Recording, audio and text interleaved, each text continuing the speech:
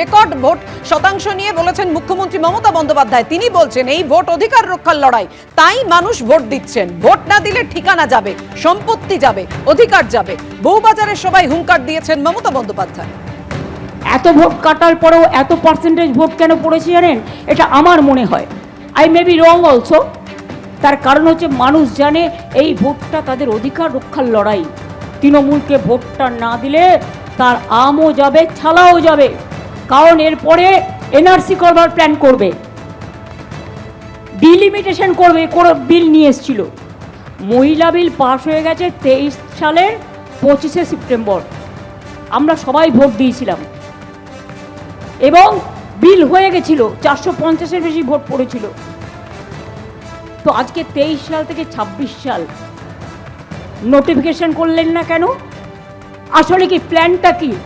Plan এ সামনে মহিলার নাম রাখা, আর প্ল্যান বি পেছনে ডিলিমিটেশন করে জিতবে না বলে নেক্সট ইলেকশনে 543-এর জায়গায় 850 সিট করবার, বঙ্গভঙ্গ করবে, সারা দেশ ভঙ্গ করবে, শুধুমাত্র নিজেদের জেতার স্বার্থে। আর এই মুহূর্তে জানা যাচ্ছে প্রথম দফায় বিকেল 5টা পর্যন্ত ভোট পড়েছে প্রায় 90%। আরো একবার জানাবো, বিকেল 5টা পর্যন্ত ভোট পড়েছে প্রায় 90%। 16টি জেলার 152টি কেন্দ্রে নির্বাচন চলছে, আর বিকেল 5টা পর্যন্ত প্রথম দফায় ভোট পড়ল 90%। বিস্তারিত বলবেন আমাদের প্রতিনিধি রুমা পাল, রয়েছেন সরাসরি। রুমা,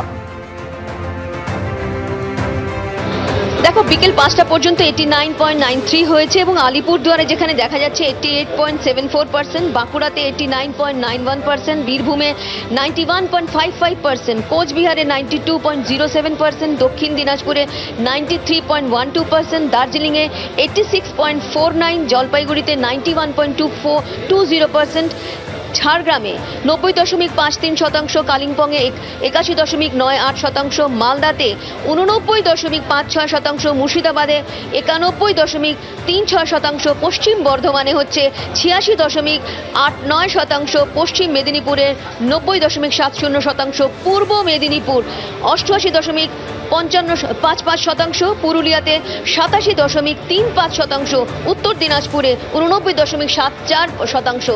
দেখছো ভোটদানের হার কিন্তু একদম বলা যেতে পারে যে আগে যে ভোট হয়েছিল তার থেকে কিন্তু একদম দ্বিগুণ বলা যেতে পারে। এবং অবশ্যই কমিশন জানাচ্ছে যে মানুষ ভোট দিচ্ছেন, ভোট দিতে আসছেন এবং সেই কারণেই কিন্তু তারা ভোট দিচ্ছেন।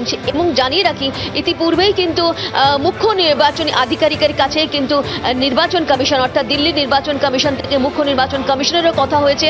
তিনিও কিন্তু এখানে যে ভোট চলছে এবং শান্তিপূর্ণভাবে ভোট চলছে তাতে কিন্তু অনেকটাই খুশি। এবং যেহেতু বুথের বাইরে বেশ কিছু ঝামেলা হচ্ছে, সেক্ষেত্রে কিন্তু কেন্দ্রীয় বাহিনীকে কিন্তু আরও বেশি ব্যবহার করার জন্য এবং কড়া পদক্ষেপ নেওয়ার কথাও বলা হয়েছে। অন্যদিকে জানিয়ে রাখি যে এইভাবে বিকেল 5টা পর্যন্তই যদি 89, যেখানে দেখা যাচ্ছে 89% হয়ে গেছে, বিকেল 5টার পর আরও 6টা পর্যন্ত কিন্তু আরও ভোটিং চলবে।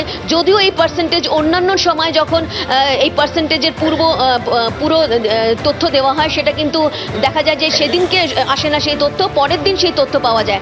এখনই বিকেল 5টা পর্যন্ত দেখা যাচ্ছে একদম রেকর্ড যেটা ভোটের সংখ্যা, এবং প্রথম দফাতেই যখন দেখা যাচ্ছে যে এরকম ভাবে তুমি যে রেকর্ড ভোট পড়ার সংখ্যার কথা বলছিলে, এই মুহূর্তে তোমায় ধন্যবাদ।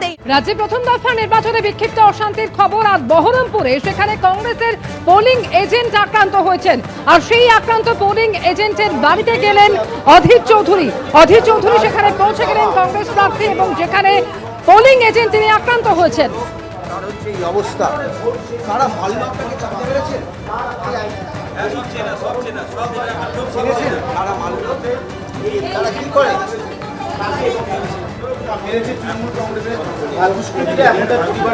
অভিযোগ করা হচ্ছে। আমি জানি না, আপনি কথা বলতে পারবেন? বয়স্ক লোক, তার হচ্ছে এই অবস্থা। তারা মালদা আপনাকে জানতে পেরেছেন? সরাসরি রয়েছেন আমাদের সঙ্গে প্রতিনিধি উজ্জ্বল মুখোপাধ্যায়। উজ্জ্বল, কংগ্রেসের পোলিং এজেন্ট তিনি আক্রান্ত হয়েছেন, কারায় ভাবে আক্রমণ চালালো তার উপর, এবং কংগ্রেসের প্রার্থী অধীর চৌধুরী তিনি সেখানে পৌঁছে গিয়েছেন। কি অভিযোগ করছেন তিনি? দেখো, প্রথমত দেখাই যে বুথটার সামনে আমরা দাঁড়িয়ে রয়েছি, এখনো পর্যন্ত দীর্ঘ লাইন, আর আধ ঘন্টারও সময় নেই এই নির্বাচন প্রক্রিয়া শেষ হতে, ফলে সবাইকে স্লিপ দেওয়া হবে। কিন্তু বিশাল লাইন এখনো পর্যন্ত এই বুথেই বসেছিলেন কংগ্রেসের এজেন্ট, এবং যেটা অভিযোগ করা হচ্ছে এবং তিনি যেটা অভিযোগ করছেন যে তাকে সে বাড়ির লোককে নিয়ে যখন ভেতরে ঢুকছিল সেই সময় এখানে স্থানীয় কয়েকজনের সঙ্গে তার গণ্ডগোল হয় এবং তাকে প্রচণ্ড মারধর করা হয়।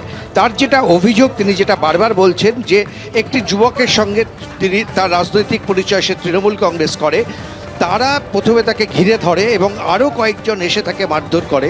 অধীর চৌধুরীর অভিযোগ যে এটা পুরোটাই ইচ্ছে করে, যেহেতু তিনি কংগ্রেসের এজেন্ট সেই কারণে তাকে মারধর করা হয়েছে, এবং তার অভিযোগ যে এই গোটা ব্যবস্থাটাকে ঘিরে একটা চক্রান্ত চলছে। তার কারণ এখনও পর্যন্ত এখানে মাত্র 60% পোলিং হয়েছে, ফলে এই অভিযোগ কিন্তু তিনি সরাসরি করছেন। ওই তো আমরা একটা জিনিস দেখলাম, যেখানে 90% এক জায়গায় 60% কি করে হয়? সেটা তো আমি অনেকক্ষণ থেকে প্রশ্নটা করেছি। এখানে আমি আগে আবার ভিজিট করে গেছি, এটা নিয়ে আমার 3বার ভিজিট হচ্ছে। এখানে বরাবর দেখছি খুব স্লোয়িং ভোটিং প্রসেস। আমি সেই মর্মে কমপ্লেন করেছি যে এত অ্যাবিজমালি লো টার্ন আউট কেন, যখন বহরমপুর বিধানসভার এবং সারা পশ্চিমবঙ্গে অ্যাভারেজ হচ্ছে 80-90, তখন এখানে এত কম কেন? তো বলছে সকালে আমাদের ইভিএমের প্রবলেম ছিল, এই ছিল তাই ছিল, তো সেগুলো এতক্ষণ কারেকশন করেনি কেন? এইখানেই কিন্তু কংগ্রেস এজেন্টকে মারা হলো, এবং অধীর চৌধুরী দেখো বুথ থেকে সামান্য কিছু দূরে তিনি একেবারে কংগ্রেসের পোলিং এজেন্ট তিনি আক্রান্ত হয়েছেন, আর এই মুহূর্তে সেই এলাকায় রয়েছেন কংগ্রেস প্রার্থী অধীর চৌধুরী। এবিপি আনন্দ, এগিয়ে থাকে, এগিয়ে রাখে।